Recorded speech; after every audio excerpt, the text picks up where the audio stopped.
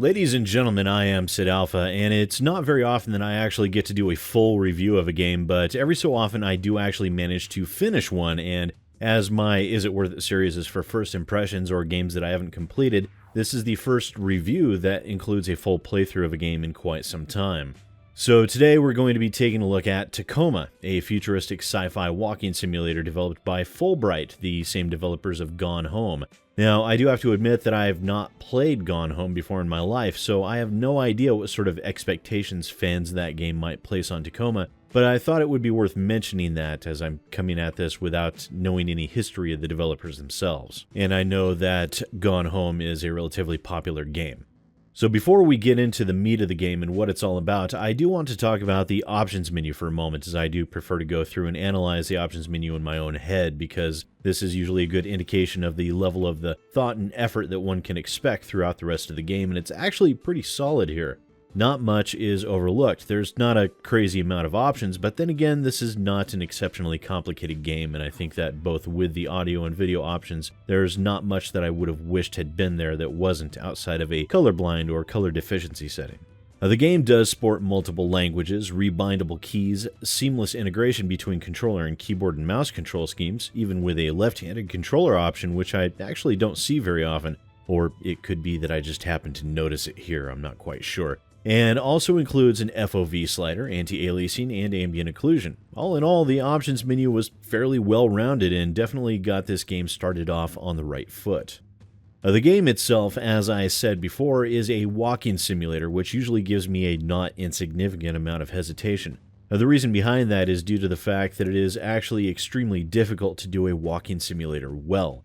The only other one that I'd come across that managed to accomplish what it set out to do and was an enjoyable experience for me was Firewatch. And while this is a very different play experience in Firewatch, it has some different components that I found interesting. The game has you playing as the character specialist Ferrier, an AI communication specialist that has been sent into the space station Tacoma in order to retrieve the wetware for the station's AI that goes by Odin. Odin himself being your typical monotone, deep male voice that struck me as a possible homage to HAL 9000. So you do not know what you're looking for? No, I just imagine. Well, I guess I just mean someone I can talk to. Someone who makes me laugh. Don't you like some people more than others? I suppose there are some people that engage more freely with me, and I do prefer it. See? You too. You want someone who opens up to you, who lets you in. You're trying to get to know people, right? I think that's what everybody wants. I wonder why some people are more open to such exchanges than others.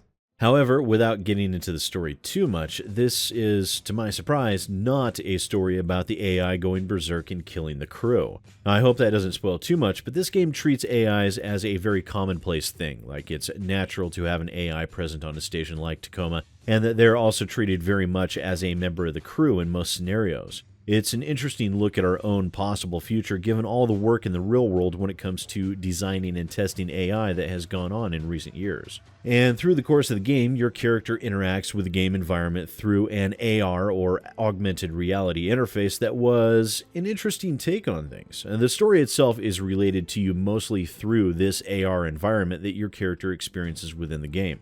Viewing recordings of events and being able to play them back, seeing the crew of the Tacoma in a sort of indistinct featureless humanoid overlay. Now, the interesting concept with this portion of the game is that the 6 crew members are all interacting with each other as they move from room to room within the different section of the station, moving into and leaving conversations as they go. This means that 2 of the characters will be walking along and having a conversation, and then they will come across and interact with another member of the crew and then continue on their way, each group maintaining their own separate conversations. And this will happen with a whole crew, and it's that constant feeling of fluid motion within the logs that really drew me in. Thankfully, you don't have to worry about listening to the wrong conversation as you're able to pause, fast forward, and rewind the logs so you're able to follow different individuals in order to gain the benefit of the different perspectives within each segment of the story.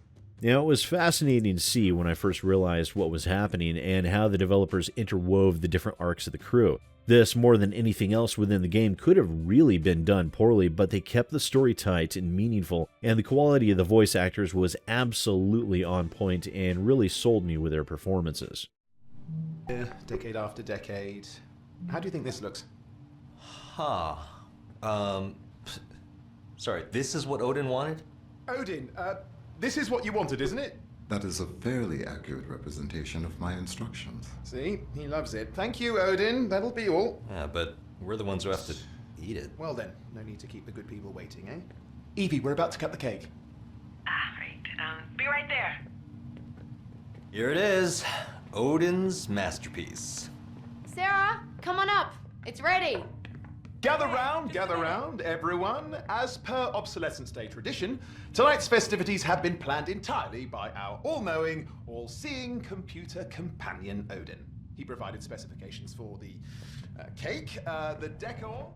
And as with every walking simulator type game, it does have a few things that will help ensure you're paying attention, as there are some locked items and areas that require you to both pay attention to the recordings as well as your surroundings in order to find the correct key. Except one drawback there is that none of them were overly complex, and it didn't contain a good deal of depth to it.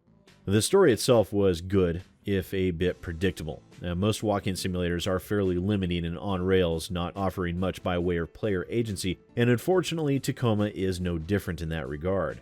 I'm not saying it's bad by any means, because it's not, but I do have to point that out, as it does limit the player, and as such it will not engender multiple playthroughs, but we'll get back to that in just a moment. The gameplay and controls are extremely basic, with simple left-click interaction for essentially everything, and as with most walking simulators, there's not really a lot to interact with that would require a more robust control scheme. But again, that's not really a bad thing, as for walking simulators, it's much more about the experience of the story than it is about the meaningfulness of the gameplay. Now, the graphics in the game are about to a level that I would expect, neither being inferior or superior in any real way. They're about on the same level as this year's Prey. However, the game is polished, and I didn't really encounter any glitches or bugs of any kind that I could note. The developers again showed an attention to detail in this regard, and it was a refreshing experience to actually play a game that was bug-free. However, as I alluded to a moment ago, there is a lack of player agency, and even though the methodology with the characters was quite creative, the story is still extremely linear, and it's that overall lack of player choice that this game falls prey to the same pitfalls of most other walking simulators, and that is a lack of replayability mixed with the overall length of the game that makes me extremely hesitant to give the game a positive recommendation when it's all said and done. And the reason there is that the game is short. As I played it, I got up and walked around and just generally did other things between different story segments, and my overall playtime still clocked in at just 2.5 hours, which means actual playtime with the game was barely 2 hours itself. And also bear in mind that this is a $20 game. So I have to admit, I'm torn. Now, while this game is extremely poor value for the money, in my mind, it is still a great game for what it is, and I'm glad that I played it. So I suppose this will end up being an even more of a personal decision for any of you that might be interested. If you are of a mind to pay $20 for a 2-hour experience, then you will not be disappointed. Now, for others that would ascribe more to the general idiom of $1 per hour of gameplay, I'd wait until the price came down or the game went on sale. That said, even for those that are more conservative with their funds, once the game can be brought to a significant discount, I would recommend picking this game up without reservation. It did what it set out to do extremely well, and as such, I might just go check out these developers' other game. As always, though, please do let me know what you think about this game or about its price down in the comments below. And once again, ladies and gentlemen, I am SidAlpha, and I'll see you next time.